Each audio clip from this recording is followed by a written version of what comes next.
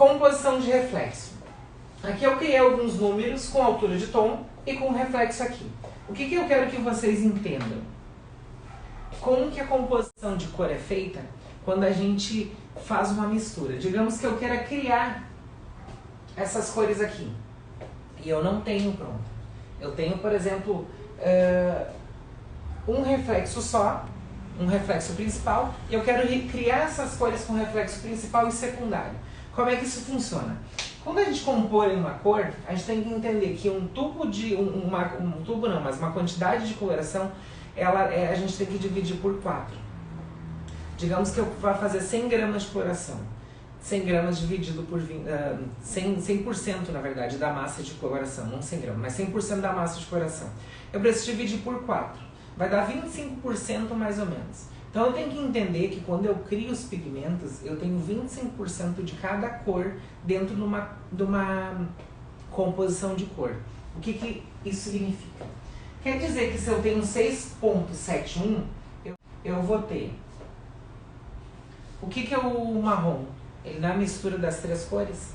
Quer dizer que eu tenho uma parte de vermelho, uma parte de azul, uma parte de amarelo.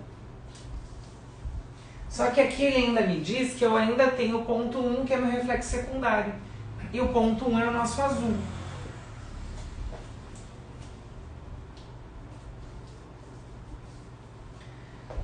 Como que criaria isso? Digamos que eu tenho 6.6, 6.1, 6.3 e o 6.1 novamente. Então, digamos que eu vá produzir 60 gramas de coloração. Eu preciso ter 15 gramas de vermelho, 15 gramas, gramas não é por cento, 15 gramas de 6.1, 15 gramas de 6.3, e aí para intensificar esse azul, eu vou colocar mais uma quantidade de azul. Seria 30 gramas do meu azul. Dá o 6.71? Sim. Então a gente pode dizer que o 6.71 é uma cor fria. As pessoas olham o 6.71 e dizem assim, mas isso aí não vai ficar bom, vai ficar laranja? Se tu trabalhar com uma altura de tom correta e utilizando o fundo de clareamento, por exemplo, eu quero um marrom na altura do 5, e eu fizer essa mistura de cor, o fundo de clareamento do 5 ele é vermelho, e eu quero um marrom quente. As pessoas falam assim, não, mas isso aqui não dá certo, porque tem um cinza aqui, ó, não vai ficar quente. Fica, porque vocês entendem que o fundo de clareamento já é vermelho, então eu aumento a quantidade de vermelho nessa composição. Então quer dizer que o meu vermelho, meu marrom, ele vai ficar marrom como tem que ser, que é aquele marrom pinhão, aquela cor bonita. Agora, se eu fizer uma altura de 6, 7, eu já tenho um marrom mais frio. Então a mesma cor, o mesmo reflexo, muitas vezes, dependendo da altura de tom, e fazendo a soma do fundo de clareamento, eu tenho cores extremamente diferentes.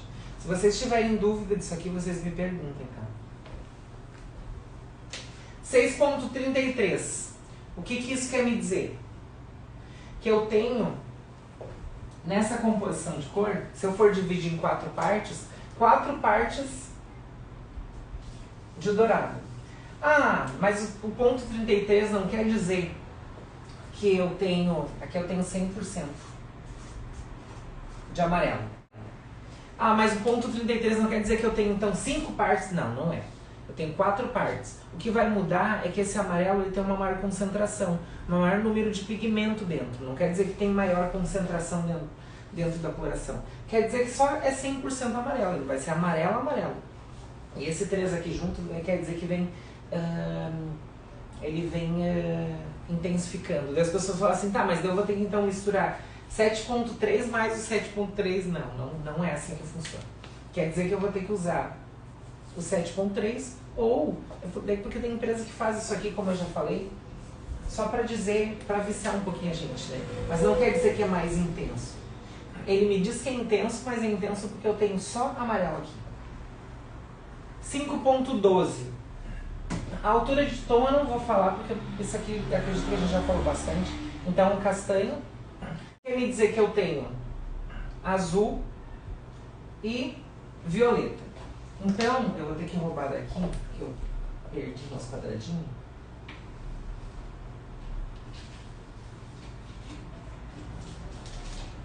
Aqui quer me dizer que eu tenho 3 partes de azul.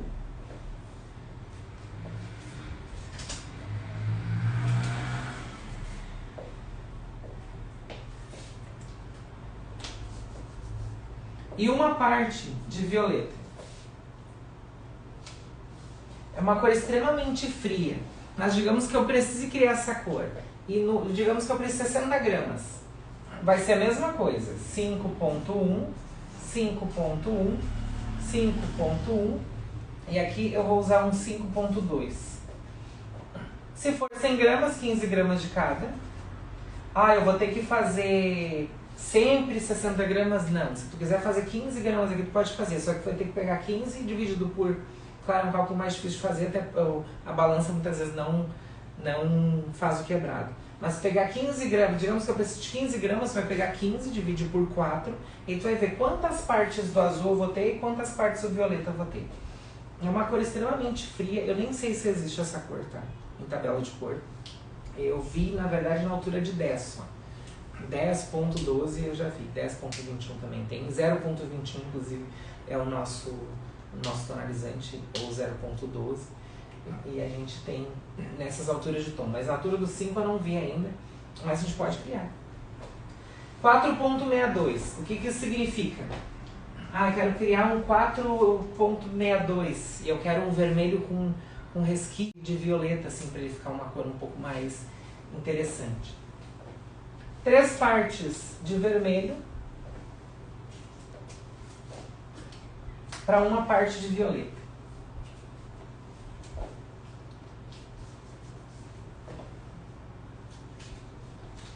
Pessoal, fica claro isso para vocês? Eu não estou conseguindo... Pessoal, fica claro isso para vocês? Eu quero que vocês me respondam isso. Porque para mim é muito bonitinho isso aqui, mas eu quero que entre isso na cabeça de vocês. Eu quero que vocês consigam fazer essa formulação e consigam fazer as cores de vocês próprios. Pra não dizer assim, eu não tenho a tabela de cor, descontinuo, o que eu faço? Tem uma tabela de cor, essa aqui, por exemplo. Ó. Se vocês olharem, ela é bem enxuta. Ó. Ela não tem muitas cores. E tu fala assim, nossa, mas não falta algumas cores aqui, não falta, vocês precisam criar. Eu fico brincando com as pessoas que trabalham, não fica enchendo o saco, tabela de cor, vai criar tuas cores. Ah, porque não tem tal cor, cria, gente. Ah, não fez pedido, eu trabalho no Vitário, todo mundo, que não sei se todo mundo sabe, mas é um salão em Itajaí, em Santa Catarina. E a gente sabe que tem ruptura de coloração. Muitas vezes, por exemplo, a gente faz um pedido, demora 20 dias para chegar. E aí, não tem a coloração. E tem gente que reclama disso. Então, cria a coloração. Faz com que as clientes percebam que tu sabe. Não tem, e daí vão criar a cor. A gente tem como fazer isso. Voltando aqui, eu vou precisar 3 partes do 4.6 e uma parte do 4.2. Ah, e não tenho o 4.2, o que eu faço? Isso vai ser um assunto de uma outra live, mas vocês têm como criar isso aqui tranquilamente, se vocês não tiverem. Muitas vezes eu crio uma cor que eu preciso e aí pego as outras e aí faço a composição. E aí às vezes você, nossa, vai tudo isso na minha cabeça? Vai, às vezes eu preciso que vai, eu estou criando uma cor e às vezes eu não tenho essa última cor aqui pronta. Então essas 15 gramas aqui, eu vou ter que criar a cor, eu vou ter que juntar as cores da coloração.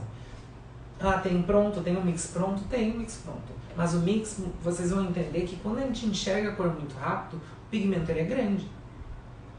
Vocês lembram que a gente falou de melanina, que os pigmentos mais granulosos, eles saem mais rápido? Quando eu tenho um mix tom ou qualquer, enfim, essas cores que vem pronta, como essa aqui, ó, essas cores que vem pronta, eu tenho um pigmento grande. Tanto que eu geralmente misturo, oxido a massa, ela já suja a cor. Isso quer dizer que o pigmento é extremamente grande. Ele vai... Tanto que eu geralmente misturo, oxido a massa, ela já suja a cor. Isso quer dizer que o pigmento é extremamente grande. Ele vai ficar superficial, ele não vai conseguir fazer essa composição tão claramente. Eu consigo intensificar, de repente, se eu for usar um mix tom aqui, não tenho mais quantidade de 6. mas eu tive suficiente para essa 15 gramas.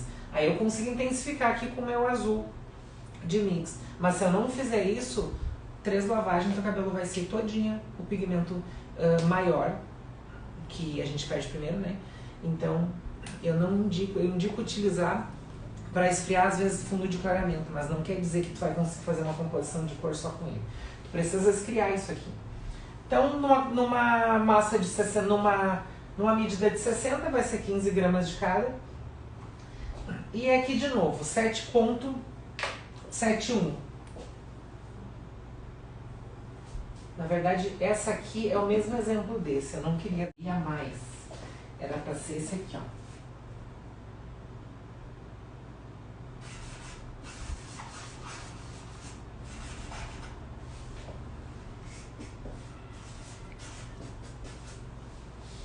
O que muda aqui? Tá, aqui é um verde, O que muda? Muda que eu tenho uma maior quantidade de azul, eu vou ter que pegar daqui de novo. Eu vou ter uma maior quantidade de azul nessa aqui.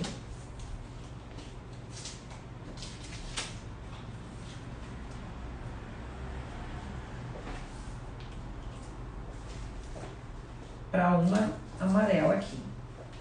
Vocês entendem que isso aqui vai ser um verde, só que vai ser um verde mais escuro, porque eu tenho uma grande quantidade de azul e um pouco de amarelo. Só 25% dessa composição amarela. E aí, quando eu tenho o inverso, que é essa parte aqui de baixo, eu vou ter 3 partes de amarelo.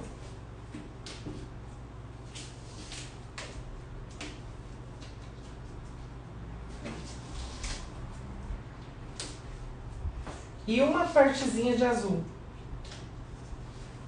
Quer dizer que meu verde vai ser mais claro. Vai ser muito mais claro.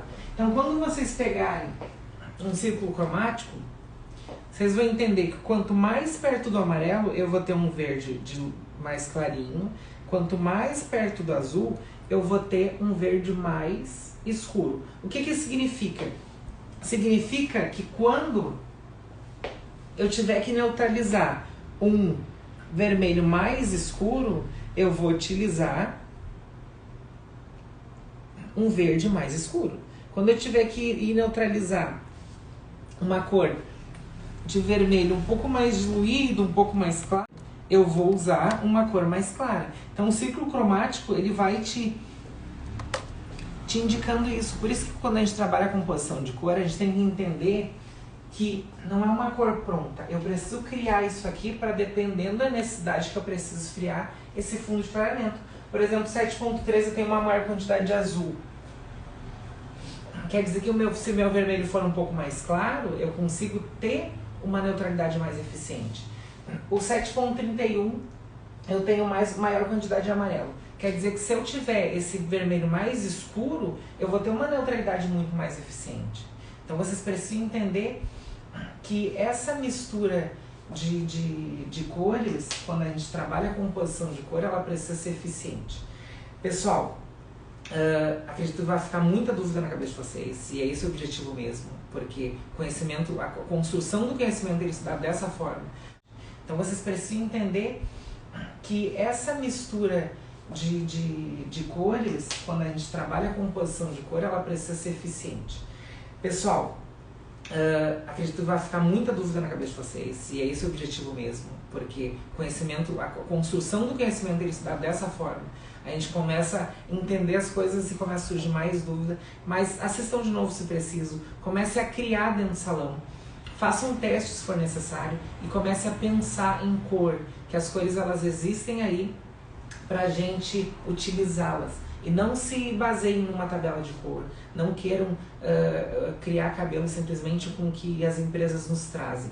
Elas muitas vezes não têm as cores, mas é porque é pra gente criar, é pra vocês fazerem isso aqui.